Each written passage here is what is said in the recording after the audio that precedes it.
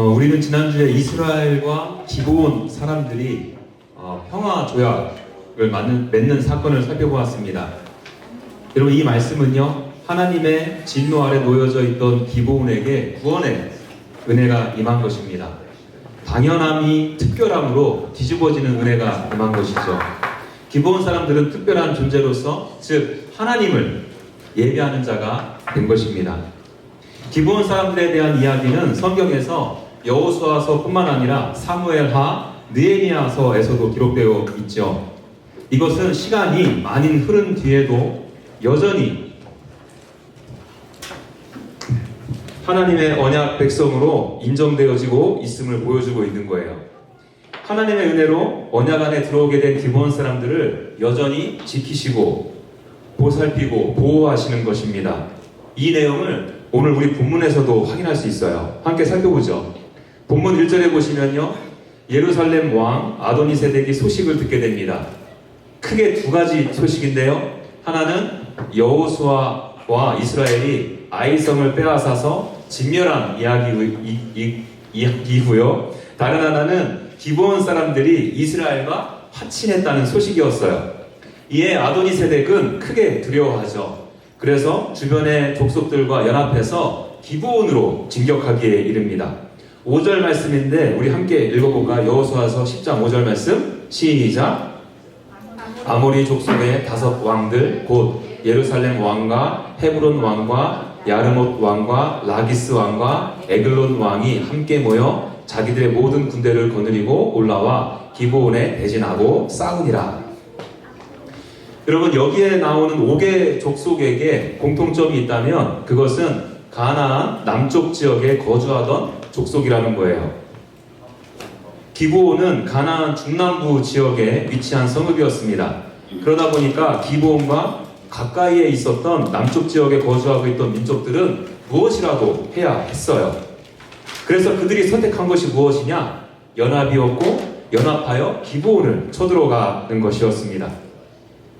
이스라엘과 기브온이 언제 쳐들어올지도 모르는 상황이기도 했고요. 그리고 자신들을 배반한 이 기브온 사람들을 징벌해서 배신한 자의 최후가 어떤지 그 본보기를 보여주려는 목적도 있었을 거예요. 그러자 기브온 사람들은 급히 여호수아에게 이 소식을 전하고 간절히 도움을 요청하죠. 어찌 보면 기브온 사람들은 조금 뻔뻔해 보이기도 해요. 꾀를 내고 위장해서 화친을 맺었잖아요. 그럼 이를 근거로 해서 지금 도와달라고 간청하고 있잖아요. 그런데 여러분, 이들이 얼마나 절박하면 이렇게 했겠습니까? 지푸라기라도 잡고 싶은 심정으로 여호수아에게, 이스라엘에게 급히 지금 도움을 요청한 거예요. 이 소식을 들은 여호수아는 기브온 사람들의 요청대로 급히 움직이기 시작합니다. 모든 군사를 모으고요, 용사, 즉 성별된 최정예 군인들까지 다 불러 모아서 함께 기브온 전쟁을 지원하기로 하죠. 기브온 사람들이 뻔뻔해 보인다면 여호수아는 속이 없어 보여요.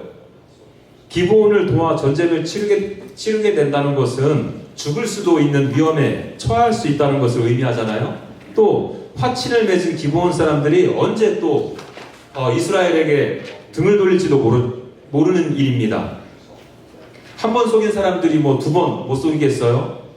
기껏 도와주러 올라갔던 이제는 남쪽 연합군에게 화친을 요구하면 어떻게 되겠습니까? 그럼에도 여호수아는 온 마음을 다해, 그리고 그들이 갖고 있는 온 힘을 다해 도와주려고 한 거예요. 여러분, 그 이유가 어디에 있겠습니까? 기브온 사람들과 누가?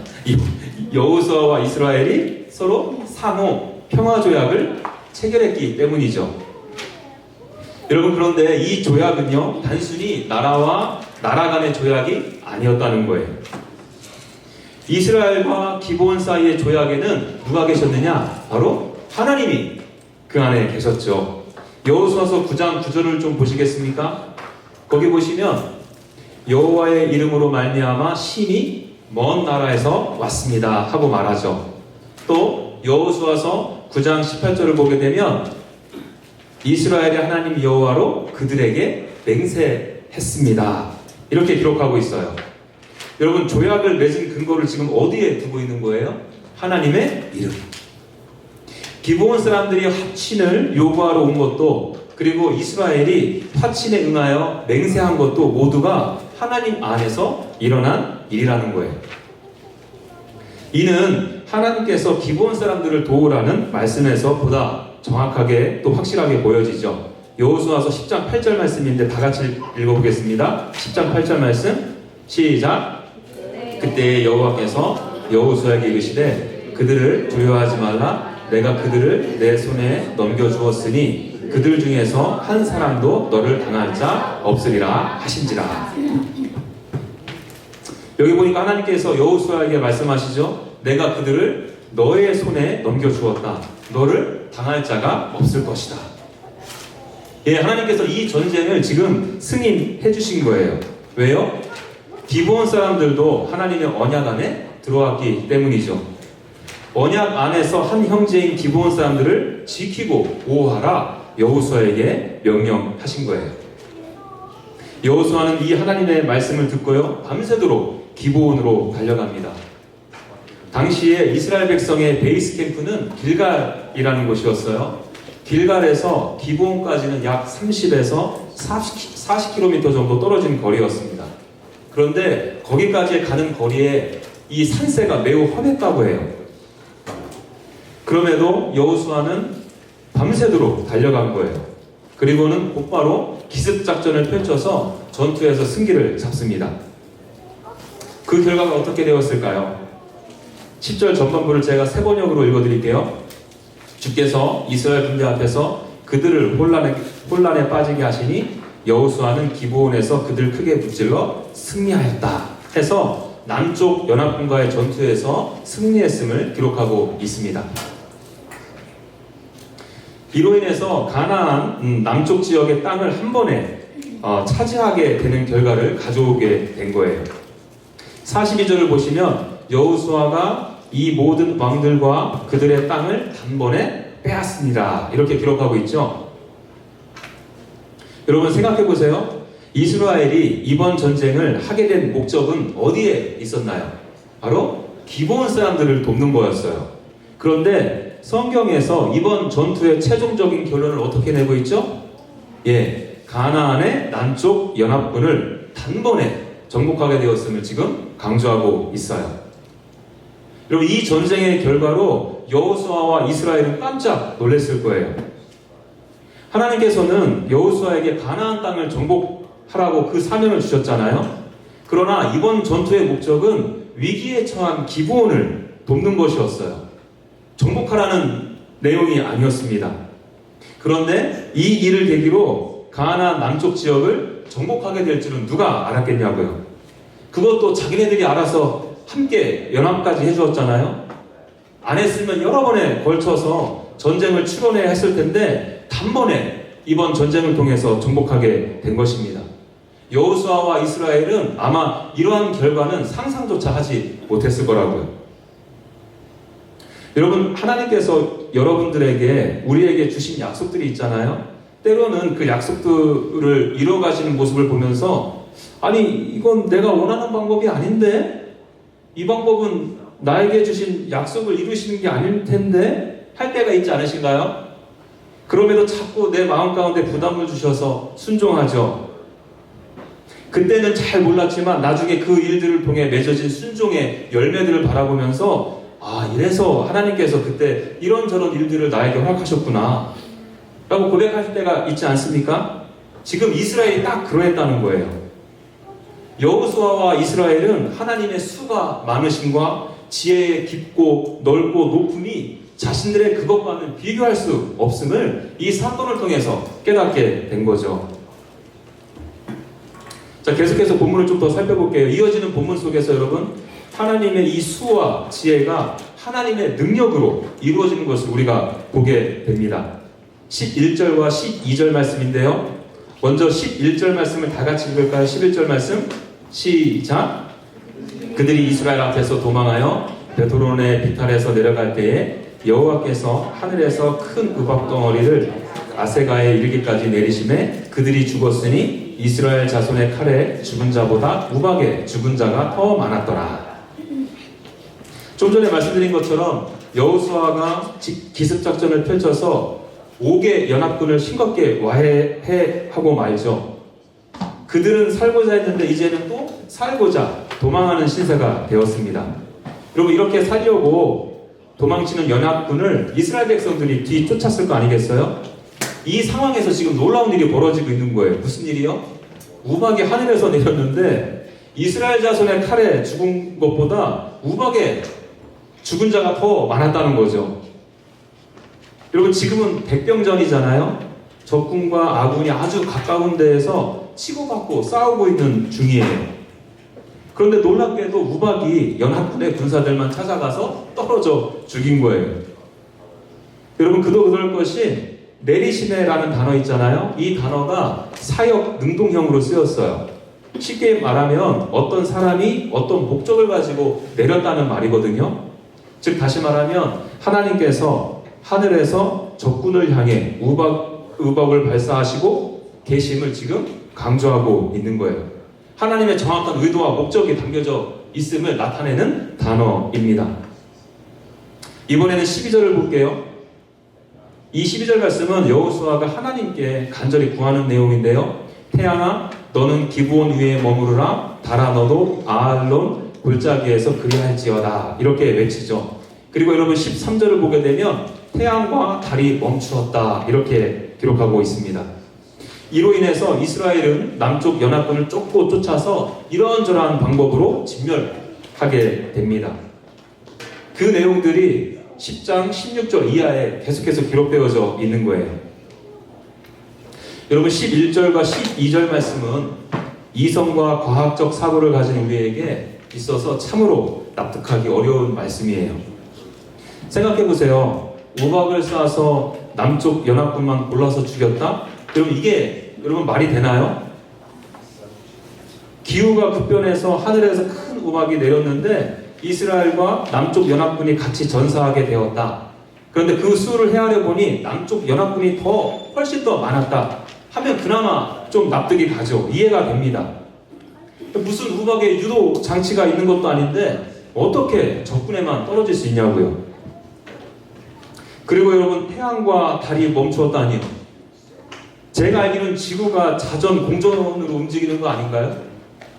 여러분, 어떻게 태양과 달이 멈출 수 있죠? 여러분, 이러한 질문을 가지는 게 이 성경을 접할 때 과학 지식을 갖고 있는 우리에게 당연한 반응일지도 몰라요. 사실 이 두 가지 초자연적인 사건을 해석하는 데 있어서 결코 쉬운 말씀은 아닙니다. 그래서 여러 신학자들을 통해서 여러 해석들이 존재하죠. 그 중에서 여러분, 제가 오늘은 여러분들에게 크게 두 가지만 좀 소개해 드리려고 하는데요. 한 가지 방법은요, 이 말씀을 문자적으로 해석하는 거예요. 다시 말하면 실제로 하나님께서 그렇게 우박을 내리셨다. 하나님께서 친히 태양과 달을 멈추게 하셨다고 보는 견해입니다. 이분들은 하나님께서 온 천하 만물을 창조하셨고 그 능력으로 다스리신다면, 그리고 그 크신 능력으로 다스린다는 것을 우리가 믿는다면 하나님께서 하늘에서 우박을 내리셨다는 것, 태양과 달을 멈추게 하셨다는 것을 믿는 것이 그렇게 어려운 일이 아니다, 이렇게 주장하는 거죠. 예, 여러분, 저는 개인적으로 이분들의 생각에 동의해요. 생각해 보세요. 예수님은 하나님이시잖아요. 육신을 입고 이 땅에 오셨다는 사실, 동정녀에게 나셨다는 사실, 십자가에 달리셨고 죽으신 지 사흘 만에 부활하셨다는 사실이 믿어지는데 태양과 달이 멈추었다? 이 말씀 못 믿을 이유가 없죠. 어떤 분들은 말해요. 예수님은 하나님이시다? 예수님께서 죽었다가 다시 사셔서 부활하셨다. 이 진리는 믿어지는데 하나님께서 태양과 달을 멈추게 하셨다는 것을 믿지 못한다 하시는 분들이 있어요. 참 신기하지 않아요, 여러분? 여러분, 제 생각에는 태양과 달을 멈추게 하신 것을 믿는 게 예수님의 죽으심과 부활을 믿는 것보다 훨씬 더 수월할 것 같은데요.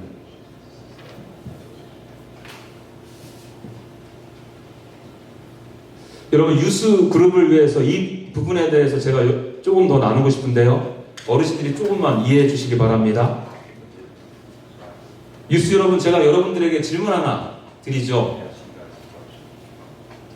여러분들은 과학과 성경이 서로 따로 논다고 생각하시나요?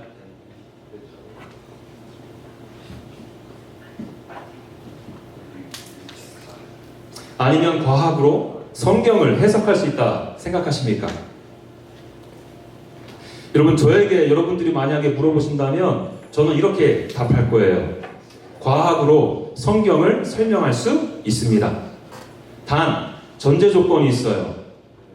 과학이 완전해야 된다는 전제 조건이 있습니다. 여러분, 여러분들이 생각하기에 과학이 완전하다고 생각하시나요? 저는 거기에는 동의하지 않아요. 물론 놀라울 정도로 과학이 진보했죠. 그러나 하나님께서 만드신 질서나 법칙의 일부를 발견한 것이지 그 전부를 발견했다 동의하지 않습니다. 저는 개인적으로 과학도가 아니어서 과학을 잘 알지 못하지만 여러분, 과학은 가설로 시작되는 것으로 알고 있거든요. 여러분들이 지금 배우고 있는 과학에는 이미 법칙으로 증명이 된 가설들이 있을 거예요. 예를 들면 만유 인력의 법칙, 질량 보존의 법칙, 이렇게 수많은 법칙이나 운동이 이미 증명이 되었습니다. 그런데 여러분, 반면에 여전히 가설로 세워진 이론이나 법칙을 증명하기 위해서 여전히 실험하고 연구하는 것들도 있습니다. 예를 들면 진화론이나 빅뱅 이론들이 그것들이죠. 그리고 여러분, 하나님께서는 지구뿐만 아니라 온 우주를 지으셨다고 말씀하시잖아요. 성경은 온 우주를 지으신 하나님의 감동으로 지어진 책이니까 온 우주 안에 일어나는 질서나 법칙, 현상들도 과학적으로 증명이 이루어져야 할 거예요. 그런데 여러분, 좀 전에 말씀드린 것처럼 어떤 법칙이나 원리를 가설로 세우기 위해서는 일정한 관찰을 통해서 어느 정도 타당성 있는 증거들이나 현상들을 발견해야 하죠. 그래야지 가설을 세우고 그 가설을 증명하기 위해서 이런저런 연구를 시작할 수 있지 않겠습니까? 그런데 여러분, 우리가 지금 우주에 대해서 알면 얼마나 알겠어요? 우주과학에 종사하시는 분들을 조롱하려고 말씀드리는 건 아니에요. 그러나 이 광활한 우주 안에는 우리가 여전히 발견하지 못한 원리, 이론, 법칙들이 수도 없이 셀 수 없을 만큼 존재할 거라는 거죠. 그리고 여러분, 성경은 과학적이긴 하지만 과학책은 아닙니다. 역사적이긴 하지만 역사책은 아니에요. 성경은 과학책이 아니기에 어떤 일들에 대해서 이것이 과학적으로 옳다 그르다를 증명하기 위해 전혀 애쓰지 않거든요. 역사책이 아니기 때문에 어떤 사건에 대해서 역사적인 고증을 거쳐서 이것이 사실이다 라고 밝히려고 애쓰지 않는다는 거예요. 왜냐하면 성경은 그런 목적으로 지어진 게 아니에요. 성경은 어떻게 구분되어져 있습니까? 구약, 신약, 올드 테스트먼, 뉴 테스트먼. 여러분, 여기서 약, 이거는요 영어로 테스트먼이라고 하는데 하나님의 약속을 의미하거든요. 한 영혼 한 영혼을 향한 하나님의 아름다운 구원의 약속이 기록되어져 있다는 거예요. 하나님의 신실하신 약속에 기초해서 하나님과 사귐과 교제를 통해서 하나님의 풍성한 사랑과 은혜를 누리는 것을 목적으로 기록되어져 있는 책이라는 거죠. 여러분, 그렇다고 무턱대고 덮어놓고 믿으라는 말은 아니에요. 성경이 하나님을 보다 분명히 알기 위해서 우리 인간이 활용할 수 있는 모든 툴은 활용해야죠. 그러나 제가 말씀드리고 싶은 것은 불완전한 과학으로 100% 성경을 이해하려는 시도는 그렇게 할 수도 없을 뿐더러 성경이 기록된 목적과는 전혀 다르다는 거예요. 하나님께서는 신구약 이 성경을 통해서 여러분들이 바로 이 언약관계 안에 있는 존재임을 깨닫기를 원하세요. 기브온 사람들이 하나님의 언약 안에 들어오게 되었잖아요. 여러분들도 그런 존재라는 거예요. 그래서 성경을 접할 때 이거는 과학적으로 설명될 수 없어, 그러므로 나는 믿을 수 없어 라고 섣불리 결론을 내리지 말길 바랍니다. 성경의 이야기를 통해서 나와 관계하기를 원하시는 하나님의 마음을 헤아리는데 우리가 조금 더 집중했으면 좋겠어요. 성경에서 일어난 사건이나 일들을 이해하는 데 있어서 제한적으로 활용될 수밖에 없는 과학으로 인해서 하나님과의 관계가 시작되기도 전부터 하나님을 부인하고 하나님과 멀어지는 일은 없기를 바라요. 여러분들 너무나도 사랑하시는 하나님께서 여러분들이 만약 그리한다면 너무나도 가슴 아파 하실 것입니다. 뉴스 여러분 듣고 있나요? 응? 여러분 여기 계신 여러분들의 부모님들 계시잖아요. 처음에 다 그랬어요. 성경의 이야기를 보면 과학적으로 말이 안 되는 구절들이 수도 없이 등장하거든요. 그래서 하나님의 존재에 대해서 부정도 하고 의심도 하고 그랬다니까요. 그런데 그 가운데 하나님의 은혜로 하나님이 믿어져서 지금 이 자리에 있어요. 그 하나님의 사랑과 은혜를 여러분들도 같이 경험하기를 원하는 마음으로 여러분들의 사랑으로 섬기고 기도하고 있어요. 표정들 보니까 안 그런 것 같은데요? 아니에요, 여러분. 제가 여러분들의 부모님들하고 교제 자주 하잖아요. 여러분들 부모님들의 관심사, 주된 관심사가 여러분들의 구원이에요. 하나님과의 교제고 관계예요. 여러분 11절과 12절을 문자적으로 해석하는 방법에 대해서 나누다가 여기까지 흘러왔는데 무슨 말인지 이해하시죠? 제가 원래 설교할 때 새길로 빠지는 거 정말 안 좋아하거든요. 그래서 이 내용을 유스들과 나눌까 말까 여러 번 고민하다가 한 번은 유스 아이들이 이 내용에 대해서 좀 깊이 생각해보는 시간을 가지면 좋을 것 같아서 나누는 게 되었어요. 자, 이제 새길로 빠졌으니까 다시 원래의 길로 돌아와야죠. 이번에는 여러분 또 다른 해석법 소개해 드릴게요. 그게 뭔가 하면 11절과 12절의 말씀을요 비유로 보는 견해입니다. 다시 말해서 태양아 너는 기브온 위에 머무르라 달아 너도 아얄론 골짜기에서 그리할지라. 이 표현을 비유적으로 시적인 표현이라 보는 것입니다. 여러분들도 잘 아시는 것처럼 노래 가사말이나 시는 비유를 많이 사용하잖아요. 여러분들의 이해를 돕기 위해서 가수 윤영주 씨의 노래 중에서 저 별은 나의 별, 저 별은 너의 별이라는 제목의 노래를 일부 발췌해서 소개해 드릴게요. 제가 노래를 해드렸으면 좋겠는데 노래를 잘 몰라가지고 지난 겨울 눈 내리던 창가에 앉아서 단둘이 나눈 영원한 약속 잊을 수가 없어요. 저 별은 나의 별, 저 별은 너의 별, 별빛이 물드는 밤같이 까만 눈동자 저 별은 나의 별, 저 별은 너의 별 아침 이슬 내릴 때까지. 여러분 생각해보세요. 실제로 저 별이 나의 별이 될 수 있나요? 저 별이 또 상대방의 애인의 별이 될 수 있냐고요? 없잖아요. 이런 비유를 통해서 서로의 눈을 바라보며 단둘이 나눈 영원한 약속을 강조하기 위함이죠. 그 둘이 나눈 사랑의 약속이 얼마나 밝아 분명하며 높으며 영원한지를 강조하기 위함인 것입니다. 마찬가지로 11절과 12절의 말씀도 이를 이렇게 비유로 쓰였다는 거예요. 이렇게 주장을 하는 근거가 13절에 나와 있는데 13절을 눈으로 얼른 보시겠습니까? 제가 후반절을 읽어드릴게요. 야살의 책에 태양이 중천에 머물러서 거의 종일토록 속히 내려가지 아니하였다고 기록되었다. 이 말씀이 있죠. 태양이 중천에 머무른 이야기가 야살의 책에서 인용되었다. 지금 말하고 있는 거예요. 여러분 여기서 언급된 야살의 책은 이스라엘 국가의 시 모음집이에요. 이런저런 시들을 다 모아서 함께 모아놓은 시집인 것이죠. 그래서 오늘 본문에 기록된 하나님의 놀라운 기사는 비유적으로 표현되었다 보는 것입니다. 그리고 여러분들도 성경에서 이렇게 비유적으로 쓰여진 말씀들을 많이 확인하실 수 있을 거예요. 저는 개인적으로 이 두 가지 해석 방법 중에서 비유적으로 해석하는 것을 선호해요. 이는 하나님께서 유도 미사일처럼 우박을 쏘실 능력이나 태양을 멈출 능력이 없기 때문이 아닙니다. 앞뒤 문맥을 보건대 비유적인 표현이 더 옳다라고 여겨지기 때문이에요. 여튼 저는 여러분들이 이 말씀을 해석하시는 데 있어서 도움을 드리고자 두 가지 방법을 소개해 드렸는데요. 여러분들이 어떠한 해석 방법을 따르든 크게 문제되지는 않아요. 하나님의 수와 지혜를 가지고 그것을 이루시는 하나님의 크신 능력을 강조하는 데에는 전혀 부족함이 없으니까요. 그리고 여러분 사실 11절과 12절 말씀은요, 정확히 어떤 일이 있었는가, 이 사건이 무엇을 의미하는가,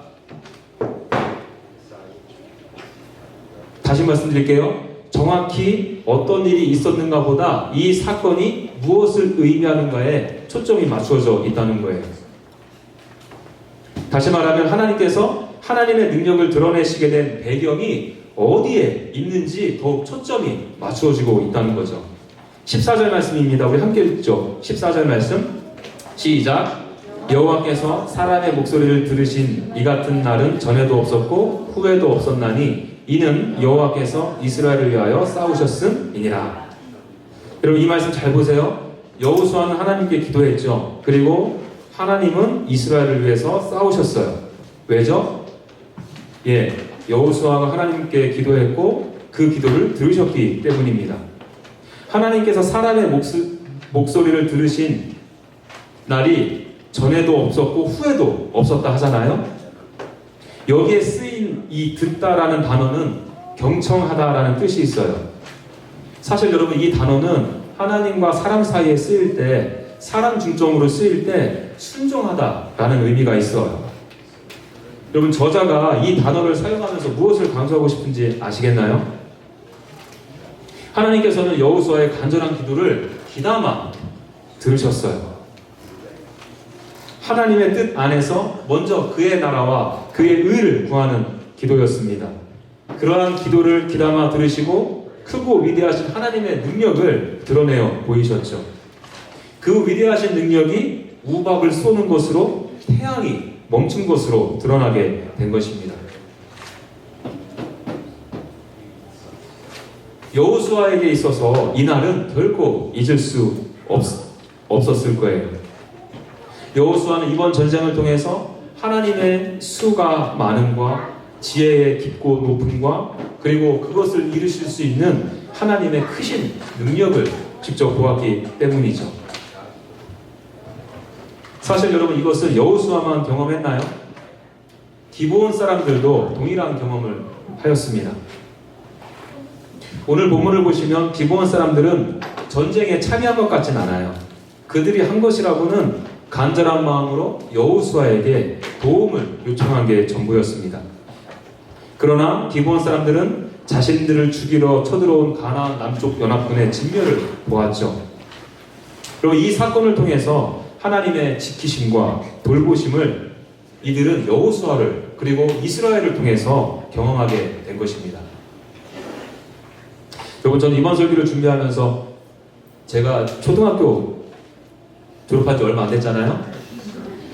졸업식이 생각났어요. 졸업식을 마치고 나서 어머니와 함께 어머니가 싫다고 하는 짜장면을 먹었습니다. 그리고는 집에 돌아왔는데요. 저보다는 한참 선배들이었어요. 그분들은 당시 고등학교 1학년, 2학년 정도 되었으니까요. 나름 그분들은 학교에서 또 동네에서 힘께나 쓰는 선배들이었습니다.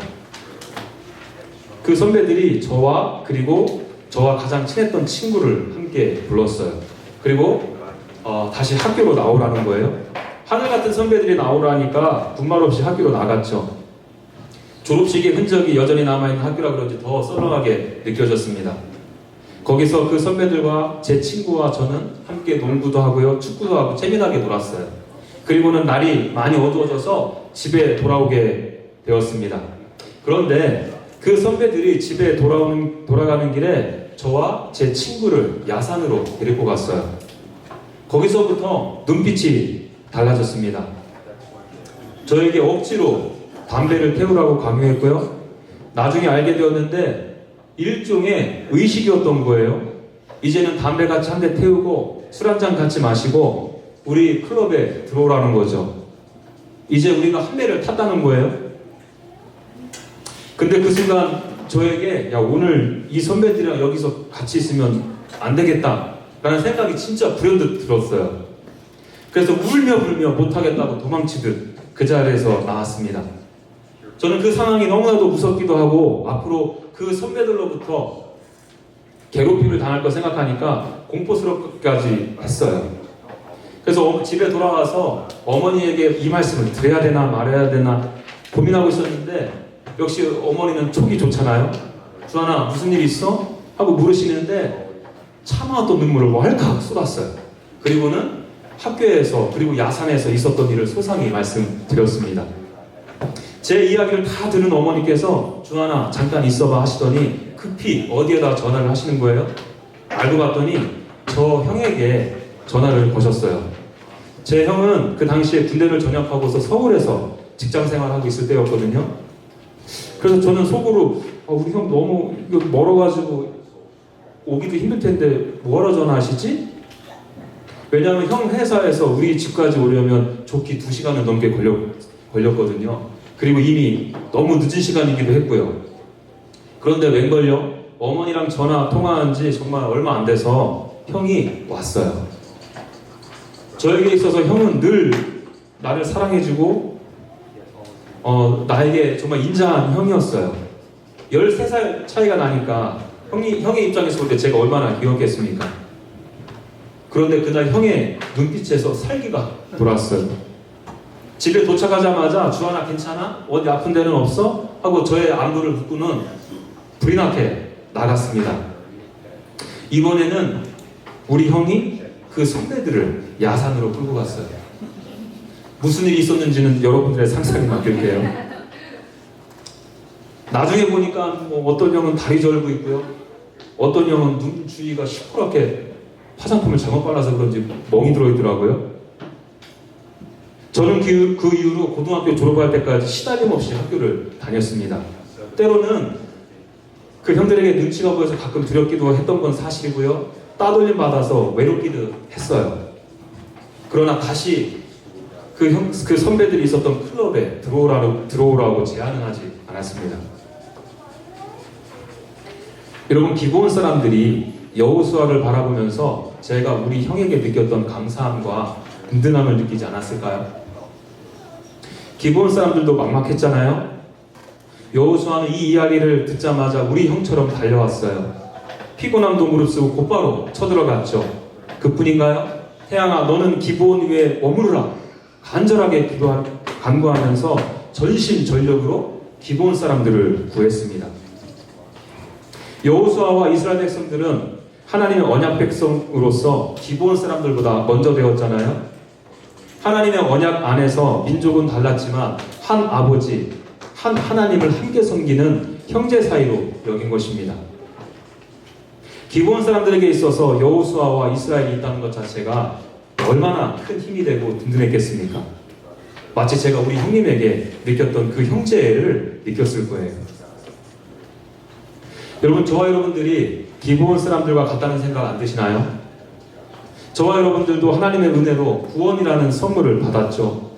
그래서 이제는 세상을 뒤로 하고 이제는 하나님 앞에서 살기를 소망합니다. 그런데 여러분, 이 어둠의 세력들이 저와 여러분들을 가만히 두나요? 여전히 속이죠. 여전히 여러분들을 두렵게 하죠. 여전히 우리들의 삶을 힘겹게 하죠. 여러분, 그럴 때마다 예수 그리스도를 찾기를 원합니다. 여러분, 성경에서 분명히 예수님이 우리의 맏형 되신다 이렇게 말하고 있거든요. 이보다 더 든든한 진리의 말씀이 어디 있나요? 우리 형은 가족이지만 멀리 떨어져 있었어요. 여호수아도 기브온과 화친을 맺었지만 멀리 떨어져 있었습니다.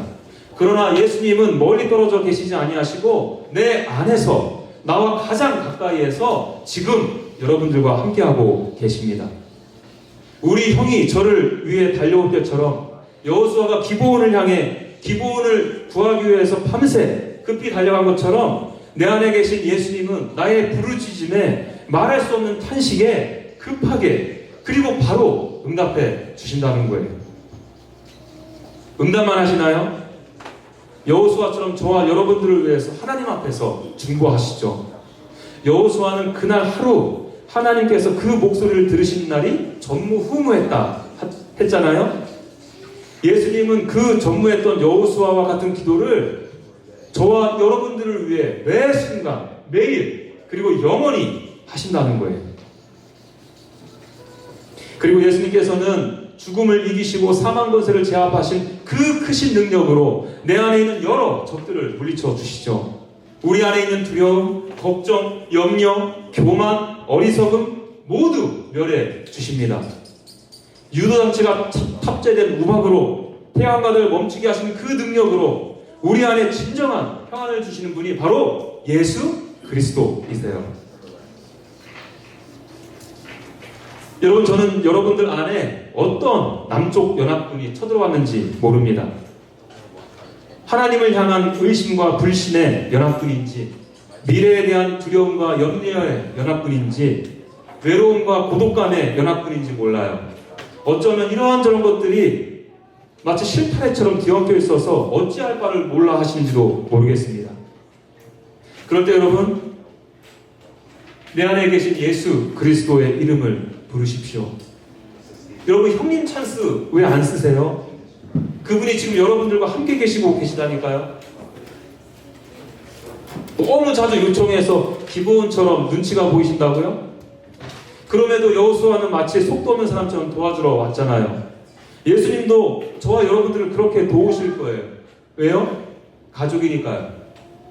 자신의 생명을 다 내어줄 정도로 사랑하는데 동생이니까요. 그러니 여러분, 예수 그리스도께로 나오십시오. 기브온이 경험했던 지키시고 보호하시는 신실하신 하나님을 여러분들도 동일하게 경험하게 될 것입니다.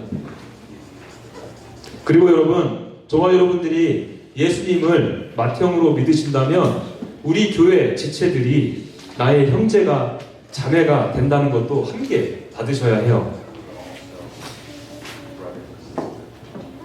우리는 예수 안에서 함께 한 가족이라는 거죠.